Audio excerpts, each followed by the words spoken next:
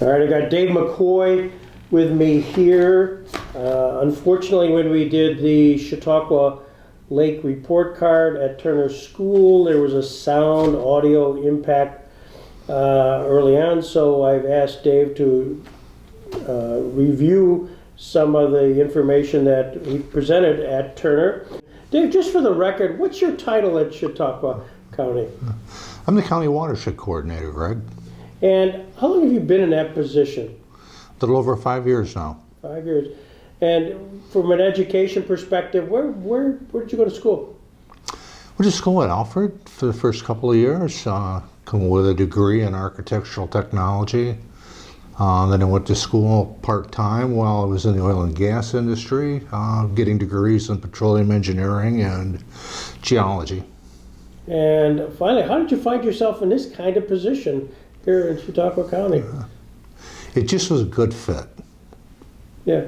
And you're a fisherman by hobby. You love to go out and do that? I love to fish, love to be outside. Yeah. And so you, being the watershed coordinator for Chautauqua County, have been working closely with the Chautauqua Lake Alliance. And again, I think for the purposes, that's an alliance that, actually, what is its formal title? It's the Chautauqua Lake and Watershed Management Alliance. And that was created by the county a few years ago, right? About 5 years ago. It was in its formative stages, about the time I started to work at the county. And what was the basis for that? Why do you sense politically they decided they would create this county alliance?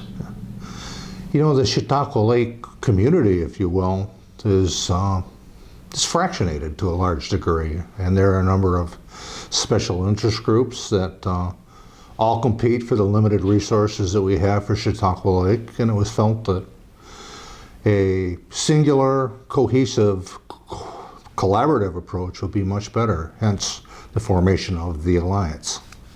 Last year at the Turner School, we had probably 10 separate programs with stakeholders who were part of the same interested parties in Chautauqua Lake, for the good of Chautauqua Lake, but perhaps with different perspectives. Maybe as a result, or certainly as an encouragement, there was a memorandum of agreement forged among the stakeholders.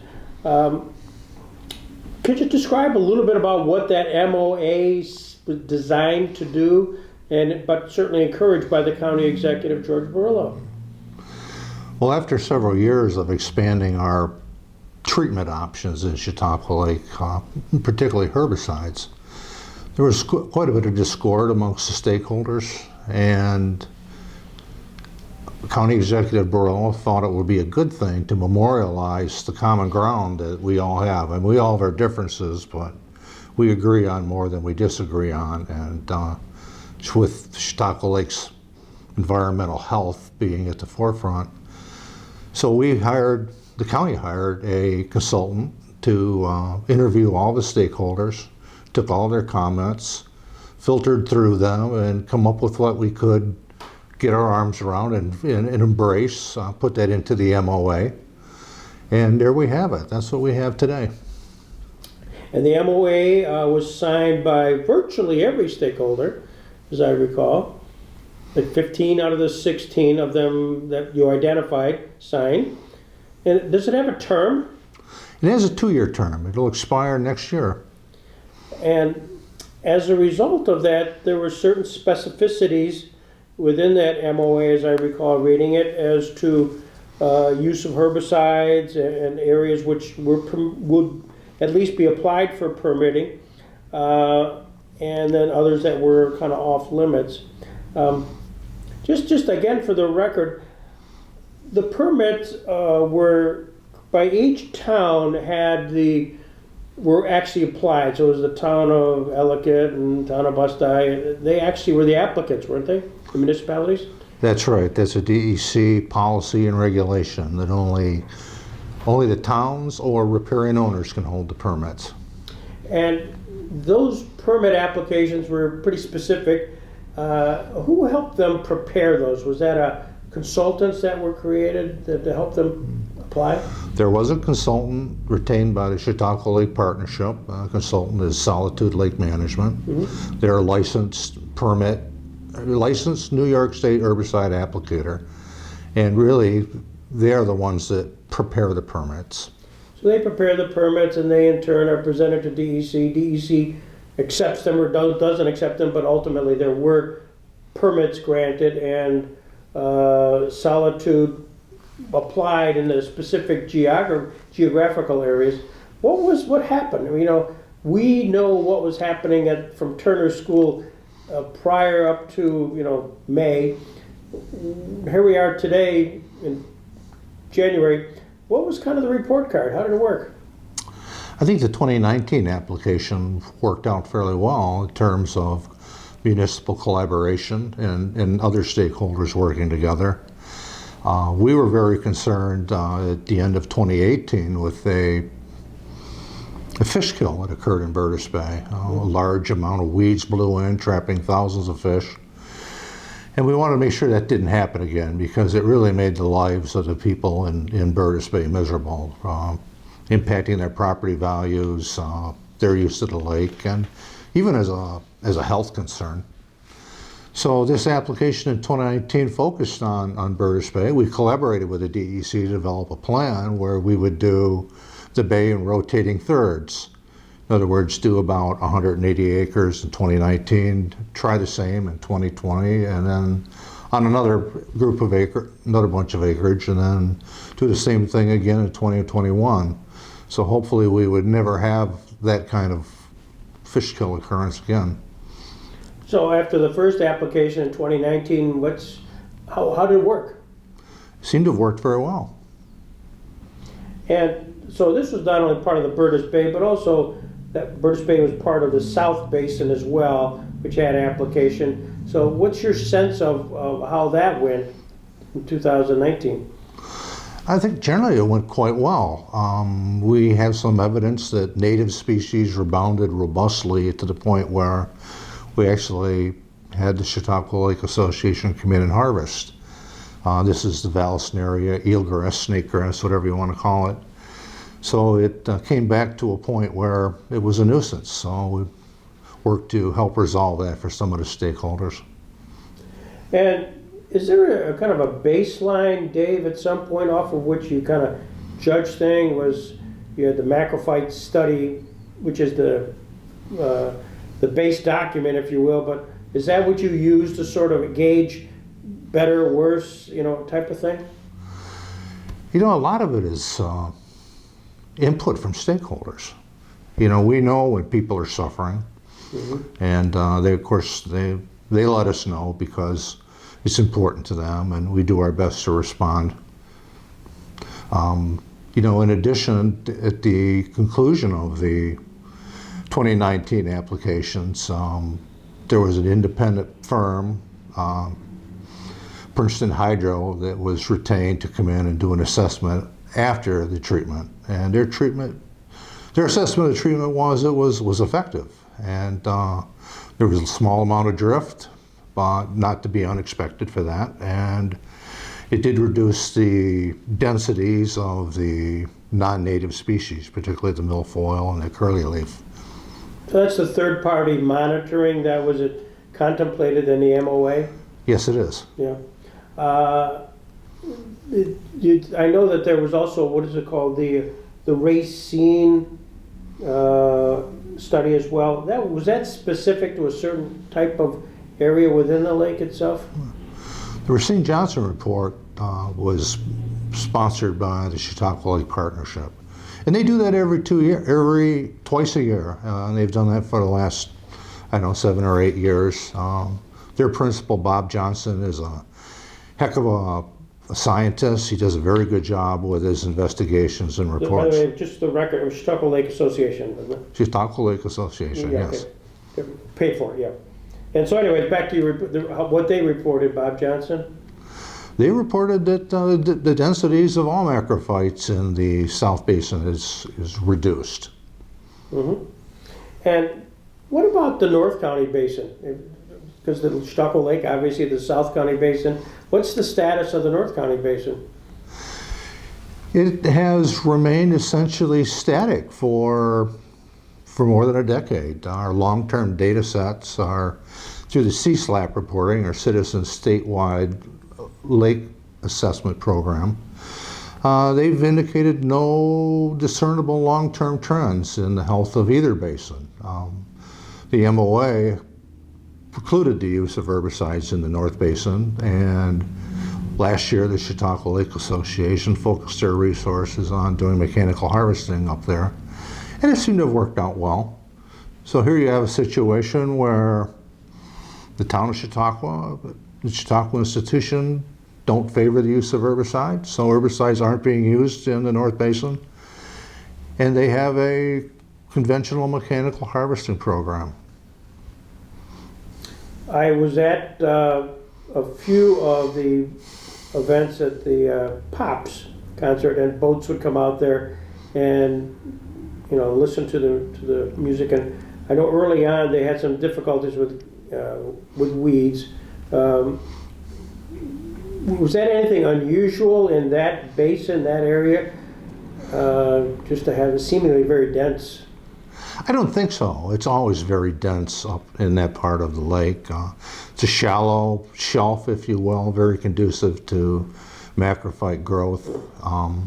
But in response to those difficulties that stakeholders had at the POP stage, the CLA mobilized and focused their efforts in front of that, and I think they did a good job.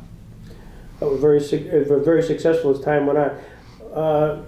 John Shedd was at one of our meetings at Turner last year and talked about herbicides in the north, and Chautauqua Institution's concerned about because they intake their water from the lake.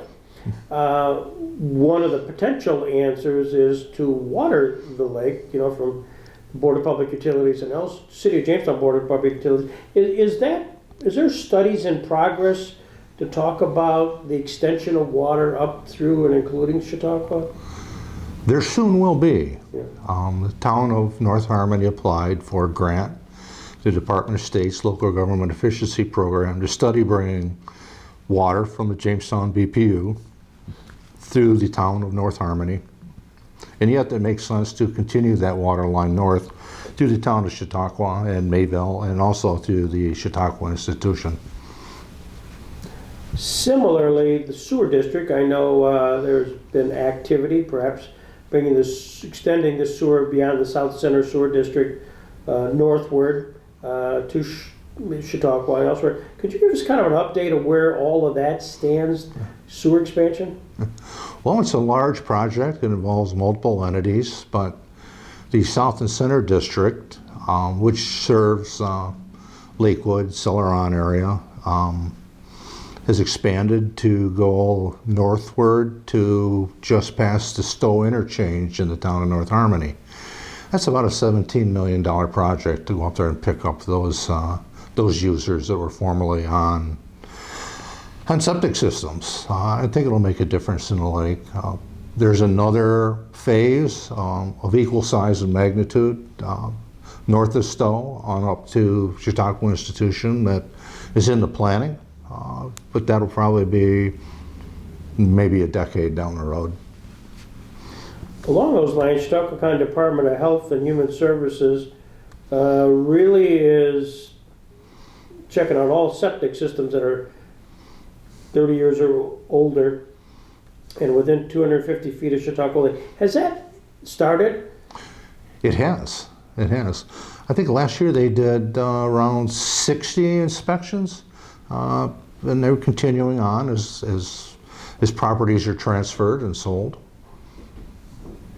The Chautauqua Lake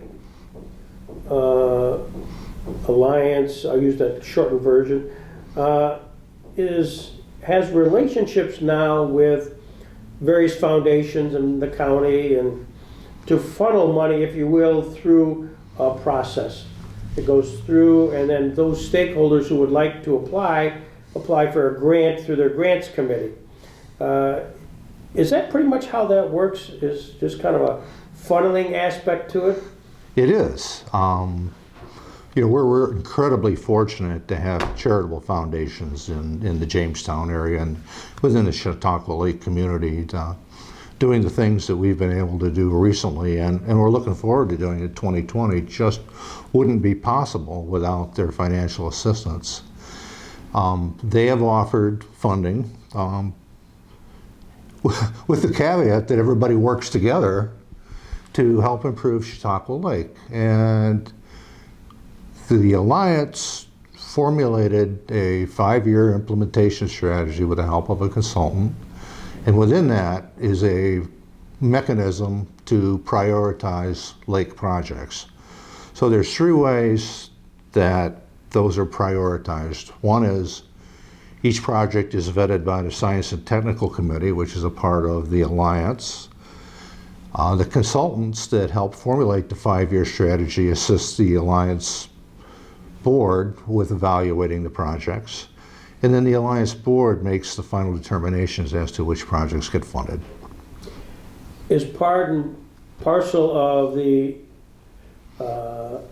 requirement that the stakeholder that is applying is also a signature on the MOA? Absolutely.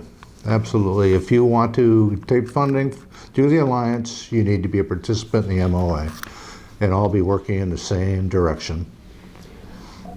I'd be remiss if we didn't talk a little bit about algal blooms, which is probably one of the most significant challenges of Chautauqua Lake.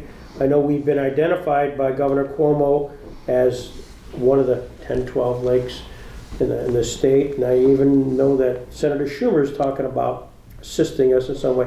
What is the state of the lake with regards to algal blooms? Well, we're not unique with respect to algal blooms. They are a worldwide phenomena. There are thousands of them that are reported in New York State, many of which are on Chautauqua Lake, but also throughout the Finger Lakes. It's a difficult nut to crack. There is a lot of science being done. I look to Lake George as a model for the science that's being done. They have a partnership with IBM and Rensselaer Polytechnic Institute that is really breaking ground in size and scope of their sensor network and their ability to really understand the long-term and short-term effects of lake management activities and events that are caused by nature.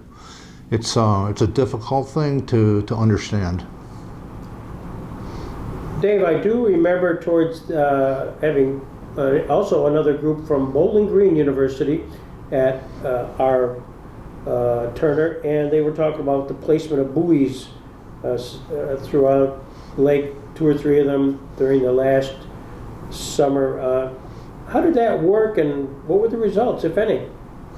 They did deploy 2 buoys. I've not seen the results, so I can't speak to that.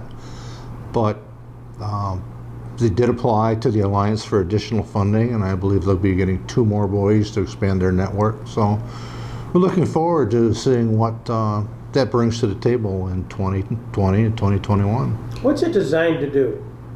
Designed to monitor phosphorus in discrete locations on the lake. And so that they could identify hot spots? Is that the deal? That's been said, yes. So as we are wonderfully, David, taking time here from your busy schedule, what is it that you would kind of like to tell the audience with regards to the state of the lake and perhaps the state of the collaboration among the stakeholders? I think we're at a good point now in that we've been able to double the resources we have for lake management through the generosity of the charitable foundations. We're working to fund additional work through the formation of a lake improvement district. If that comes to fruition, that'll give us a lot more money to work with. Stakeholders are generally coming together and looking to make Chautauqua Lake a better place. I think the mechanism to improve the lake is there, the structure is there through the Alliance, but we've got to go a little ways to start to develop trust amongst all the stakeholders. Not going to be easy, but it's starting to happen. I'm very positive about the future. Thank you, David. Appreciate you coming back up and correcting my audio error. Thank you. Thank you. We were able to secure a grant from Senator Young to purchase the first Moby track. And the town of Chautauqua really liked the idea of those sorts of things, and they wanted to try to manage their shoreline on their own. So they purchased another one, and there may very well be a third one coming in 2020. So the challenge is fitting all those pieces together, getting the Moby tracks to be able to work with the Chautauqua Lake Association's equipment. And the Chautauqua Lake Association is going to get another boost via a state grant to purchase 2 skimmers, which are large weed gobbling machines. You know, they can hold about 3 tons of weeds and pick it up very quickly. So the thought is that we will use the Moby tracks, because they're not all that fast. We can use them to push the weeds to the skimmers and the barges so that they can work collaboratively and get more work done. I got to break in with my unity of effort thing here again. The advantage of the Moby tracks, they have an 8-foot rake, 1 operator, and you can put them on a trailer and move them. They're a track vehicle, but the track just gives propel. They don't go up on the shore, it just propels the machine 1.5 miles, 1.5 miles an hour. But the beauty of these are, Don Emhart, we think we'll have 3 of them this summer with trained operators. We can put them on a trailer, and should we have a problem in the other end of the lake, we can deploy them down there quickly within 2 hours. They'll be down there in the water and can start harvesting what we call near shore fragments or weed fragments. And then in conjunction with CLA that has skimmers and other equipment, marry up and can really hand off their load, 600-pound load, to CLA, who can then transport it to their collection points. So what we're doing is looking at mobility. How can we respond quicker and faster when we get these debris fields of weeds that happen to blow in based on weather conditions, so that we can get them cleaned up? And whether it's a marina, whether it's the POPs, a high public use, whether it's the Harbor Hotel, or whether it's just in a bay, Hartfield Bay, we can respond quickly, get this stuff cleaned up, and maintain a lake that everybody wants to see. Vince, you were former county executive, and really this past year there has been almost I don't want to say a sea change, but an opportunity for the county legislature, county executive, to take more of a leadership role. Was that because there was a vacuum, or was there just an aha moment within the county hierarchy? Well, for many years, this is my opinion, but for many years, Chautauqua Lake Association, really, as they call themselves, the stewards of the lake, did the harvesting, did the barges with the kids. It went along, and people just said, well, that CLA does that. If you're unhappy, call CLA. What happened, especially in 2017 and 2018, when we got hit with this massive weed mass of milfoil invasives, the citizens themselves, the residents, stood up and said, no, we can't keep doing this. We got to have more action. Therefore, there was more push on municipalities to say, you got to do something. And the legislature then naturally gets involved. We looked at equipment and other things. And so I think people's expectations of this beautiful lake have become more vocal, and they want more done quicker. At the same time, look at the commercial buildup. That Harbor Hotel down there is magnificent, a $30 million investment. That's got to be, that lake has to be in good shape down there, and that's hard down there. We know that Webb's project up here in Mayville, another incredible project. Chautauqua Institution contracts with CLA for cleanup in front of right on the water there by the marina. So I think it's a process, Greg, where people have become, the ordinary folks have engaged. They've come up voice, they've engaged, and people are a lot more active than they used to be. Every Memorial Day at the casino in Bemis Point, there's kind of a lake-wide summit. It is packed. The people in there pack that place. And I think we're seeing more and more of being effective, the actual citizens. It's reflected in municipalities. It's reflected in the legislature. And everybody's working hard to do everything they can with the most effective methods possible. So the Chautauqua Lake Alliance format that you have here is, let me back up. The memorandum of agreement signed by 15 of the 16 potential agencies to apply, they have to sign, being a signatory, to really be eligible to apply for funding that is in from the Alliance. And the foundations have, and the county have used that alliance as the funding source to come through. So that's the funnel aspect of it. And as you found that framework, nothing's perfect, but can you critique it one way or the other? Well, here's the real story. To get funding from the Alliance, which comes through the foundations, you have to be a member. All you have to do is be a member. However, is the Alliance, we have embraced the Memorandum of Agreement, which is really a county document. The county executive put this together. So we've embraced that and said, in addition to being a member, if you violate the MOA, for example, herbicides north of Long Point. If you're going to do herbicide north of Long Point, first of all, whether the DEC would even permit's one thing, but you're not going to get any money from us because we embrace that. So that is a criteria that we use as well. But the real story on the funding, the foundations got together, said we're all in together, we like what you're doing, we like how you're prioritizing things, and we want to give you the money, but we want you to figure out who gets how much, and use some good criteria. And at the same time, we're going to use the memorandum of agreement because it is a compromise. I don't know. I don't need to tell you all that because your water source is at the lake out there, and this is a deeper basin, the need for herbicides in the north end of the lake is not at all as pressing. Plus, it would be very difficult, I think, and I know through your operations people and through the president of the institution, they're not interested in herbicides up here. So we got that. But down south, where we had that massive problem, it's a different story, and it really is a different basin down there. So that's really it's a compromise, and it's working together and trying to recognize the individual needs and circumstances of all of us that live here. And so that's the story. Part of Chautauqua, talk about Chautauqua Institution for a second, and I'll turn to David, is the fact that their water source comes from the lake. And therefore they're sensitive and conscious of all that, and we heard that from John Shedd and others last year.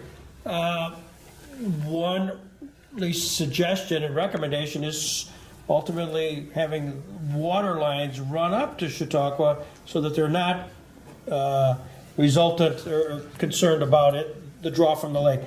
Is there any movement on that study or that aspect of it? The town of North Harmony applied to New York State's consolidated funding application process this year and received a grant for a feasibility study that would look at extending water from the City of Jamestown Board of Public Utilities through the town of North Harmony, which doesn't have drinking water infrastructure. Everybody gets their water from wells. They have low yields and the aesthetics aren't good. They have hydrogen sulfide and iron and some other issues. And then the thought was to continue that through the Chautauqua Institution, provide additional opportunities and a dual source in case Chautauqua Lake for some reason had a bad algal bloom or another kind of problem. And then continue it up through Mayville, which relies on groundwater, but they have enough to get by. They don't have an overabundance of that. And then continue on over to the town of Chautauqua So we would be working with several municipalities in the institution. So the grant was from the New York State Department of State Local Government Efficiency Program. And we're going to look at possibility of establishing a county water district through there. So there would be the synergy and savings of one set of operators, one set of people doing billing and managing the work and the rest of that. So I think it's a good thing to look at. What about sewering? I know that our good friend Pierre Chagnon, Raleigh Kidder, gave us a whole history lesson on the sewer here last year. Where do things stand today as far as extension of the South Center Sewer District and got the North District up here? And how does that all work? Well, the South and Center Sewer District was extended to go from Asheville to just past the Stowe interchange. And that was a $17 million project. And that was able to, and that'll be built this summer. It started on. And that project was accomplished really at light speed, given the collaboration we had with all of the stakeholders and the funders. We were able to get the cost for the users down to a reasonable amount. We had some very smart people in Chautauqua County, particularly Steve Abdella, who helped to frame the user costs with the state controller's office, who were able to form the district with the promise of keeping the user costs relatively low. There's another project from Stowe northward, same magnitude, about the same number of users, that it's in planning now. And then the work that's been done in the town of Chautauqua with the abandonment of the Chautauqua Heights wastewater treatment plant, they're pumping that over to the North Chautauqua Lake Sewer District, has allowed formations of smaller districts. So we're wrapping that effort to sewer all of Chautauqua Lake around the north end. So we're making good progress.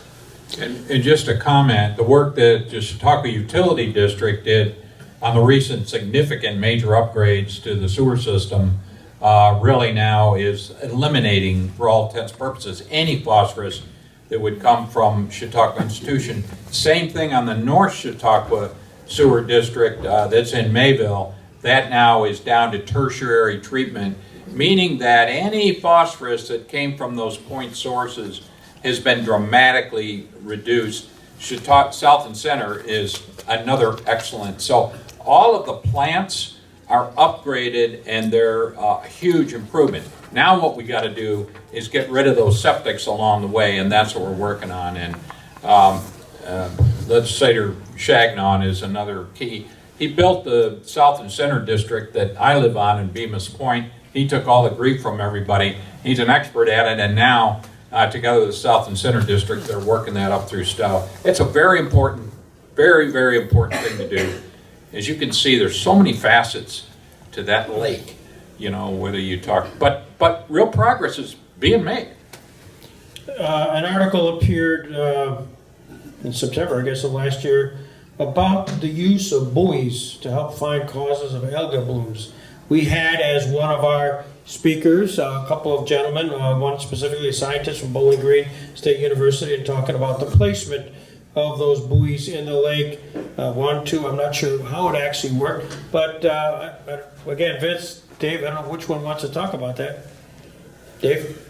Well, it's a great project, trying to understand the internal loading of Chautauqua Lake. We have a lot of legacy phosphorus that's contained in the sediments. And when the lake turns over, there's a change in water chemistry, which allows that phosphorus to come back up into the water column, which in turn fuels the growth of algae and the growth of plants.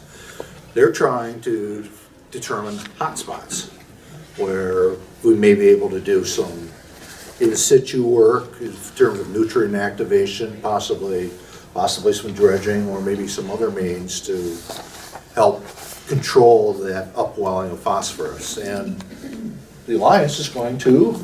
Well, we're going to fund 2 additional sensors. The Dr. Boulajan, who is that expert, is working, Bowling Green's working in Lake Erie around Toledo. As you know, they had their challenges. He's very excited to be working here in Chautauqua Lake because it's a smaller set of criteria. Lake Erie's got a whole bunch of stuff, Chautauqua Lake being smaller. So they're going to be evaluating through these additional sensors things such as, are there specific streams that are causing the problem? Is it septics like around Memorial or the 4th of July? Are we seeing increased levels? And therefore trying to determine from them, how can we best manage these harmful algal blooms, which are nasty and ugly? How can we reduce those? So this is more science coming in. SUNY Fredonia has a buoy that's really across the lake from Chautauqua Institution, looking at temperature conditions. So we're bringing in these professors with science, with data, and that's really the direction we're going. We also, Taylor West that works in our office is designing a Chautauqua Lake aquatic data mapping system where through a sonar, sophisticated sonar, we can actually map out the biomass to understand what's happening in certain positions of the lake, and then working with Parks and Rec and the DEC. So we are really moving forward to say we need to understand more exactly what's happening, what's the data, so we can make good, effective decisions. And working also with Chautauqua Institution, who's got some incredible work and plans that were coming from Lake George. So there's a lot of stuff coming in outside of our normal little group here that it's going to give us expertise, scientific evaluation, data collection, and then we're going to be able, we think, to make even better decisions, new decisions. So it's an exciting time for us. Oh, this is again maybe a jump ball, but in the memorandum of agreement, there is decisions for the alliance, and decisions to be made on the Chautauqua Lake management would be based on science and carried out in a responsible manner in accordance with the Chautauqua Lake Macrophyte Management Strategy as a guidance tool. So one is the Chautauqua Lake Macrophyte Management Strategy. Is that still, it's kind of the base point upon which then you would apply the science that's being gathered? Absolutely. You know, the MMS was originally envisioned as a regulatory document of sorts where we would do this and that and could only do it in certain areas and apply certain techniques. And over the last few years, the landscape has changed somewhat, particularly on the regulatory level, where the Department of Conservation has adopted the statewide policy of only allowing riparian owners to hold permits for herbicides and other activities, whereas previously the Army Corps or the county could do that sort of thing. So that really put the power back into the townships who can make those management decisions. And get into the science, we do, well, the Chautauqua Lake Partnership has done weed surveys on Chautauqua Lake. They're very involved, a lot of data that's collected.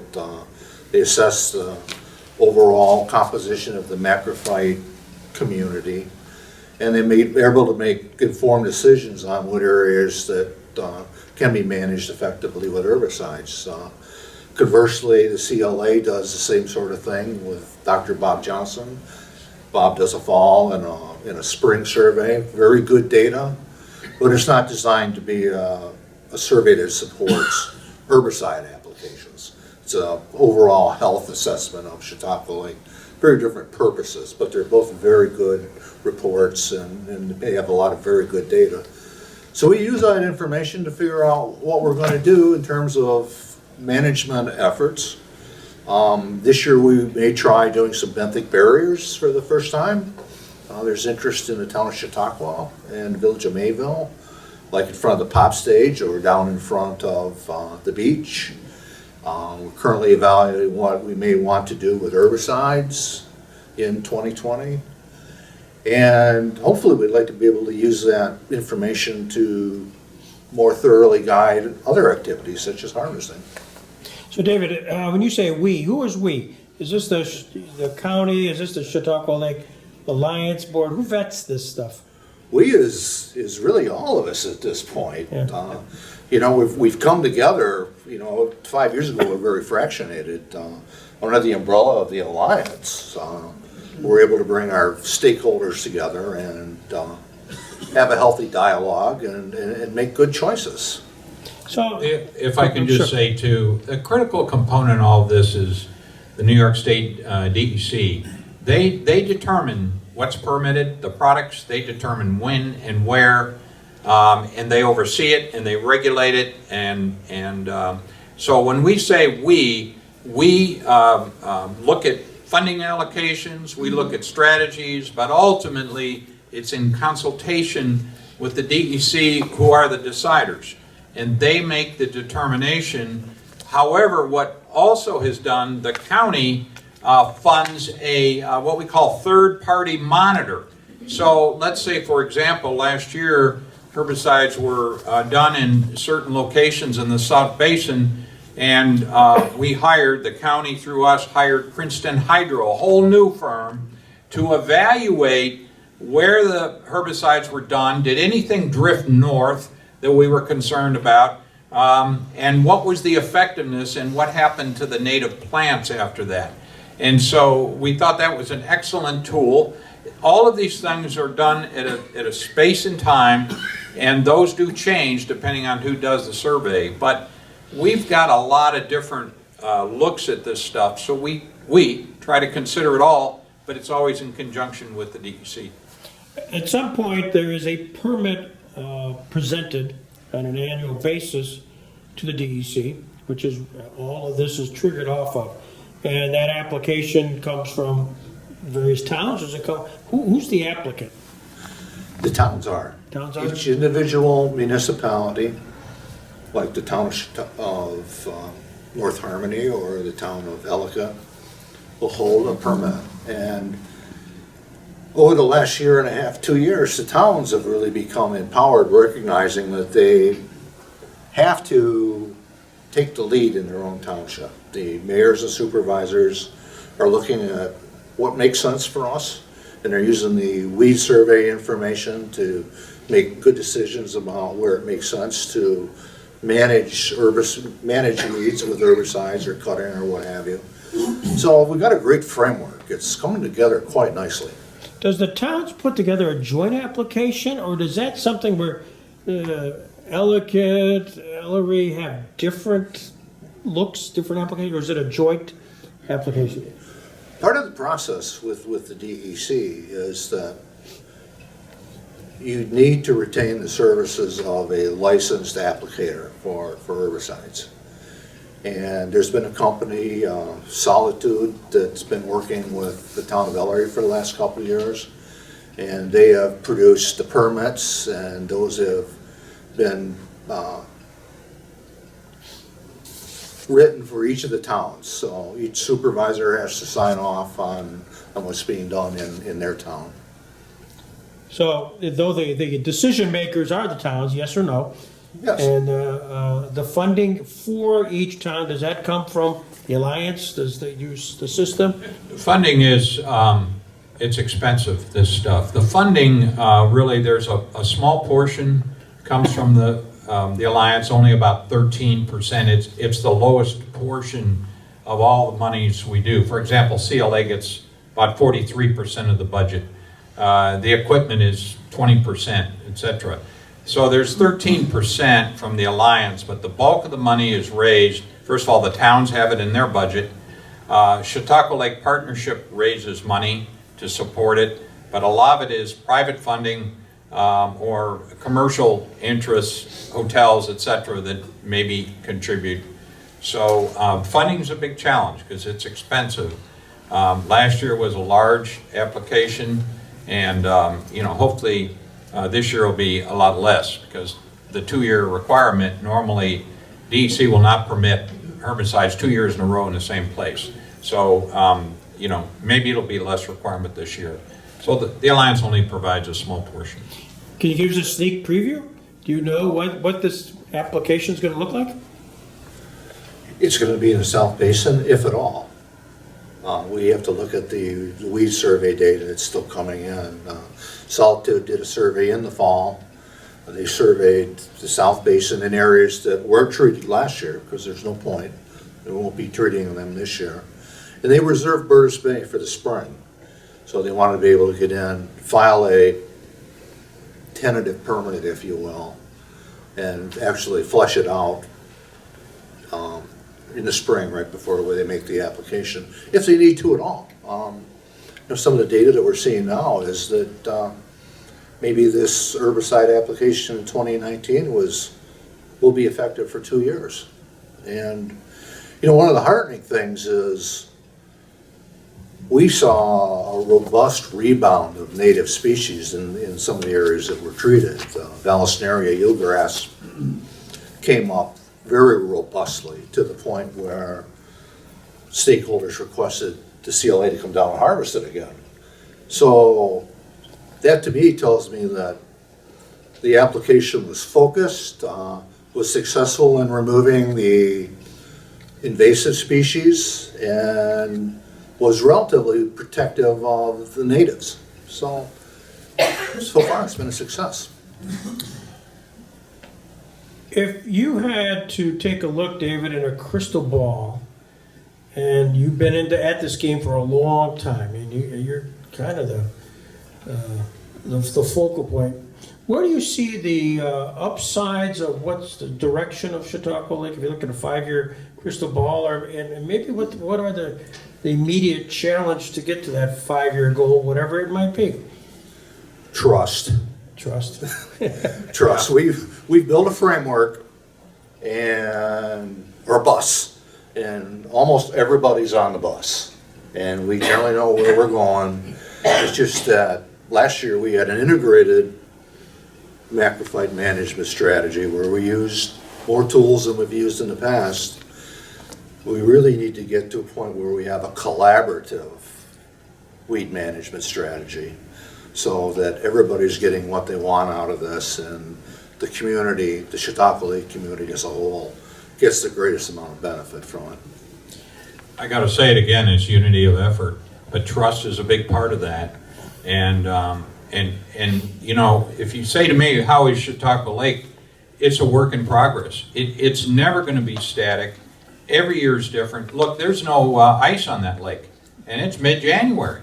That sun is shining through, well, the light is shining through, and something's going to love to be able to grow. And so you can make a case, because there's no ice out there, that spring's going to be a very busy season for macrophytes. We don't know. That's why we're doing the survey. We need to trust that all of these different strategies that we're working together, and that we will come out with the best possible outcome. But it clearly is a work in process every year. And for those that have been on the lake a long time, every year is another year. I remember when I was county executive, I think 2015 was a very good year. And I went around and said, I'm the reason, the county executive. 2017 and 2018 were terrible. But I blamed that on George Brillo, because he was a different county executive. But somebody said, why did it change? I don't know. We don't know. In an article just the other day, January 13th,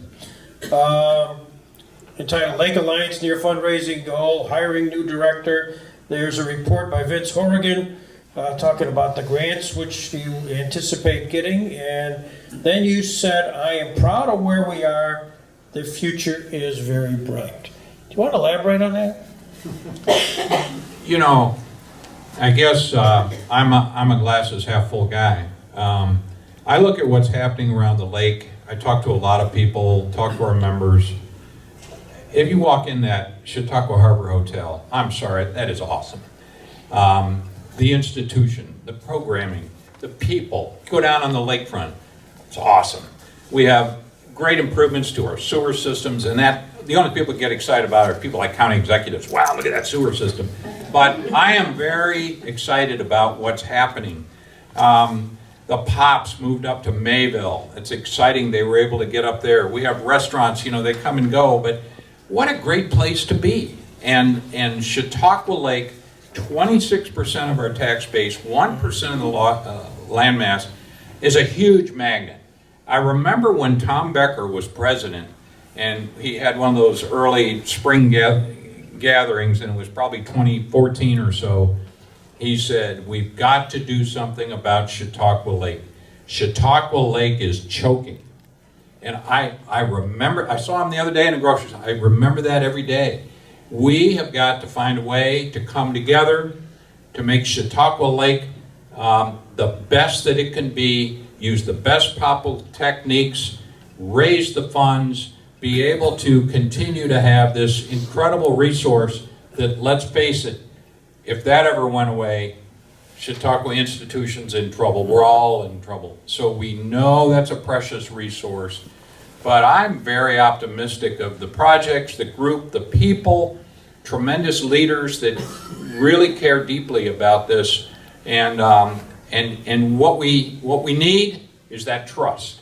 That's going to be the magic sauce that helps us accelerate any further. But how can you not love it around here, even in the winter? I mean, how can you not love this place? It's incredible. And that lake has a big lot to do with it. I think we're going to end on that, Vince. You're such a rah-rah. Ladies and gentlemen, Dave McCoy and Vince Horrigan. Thank you very much.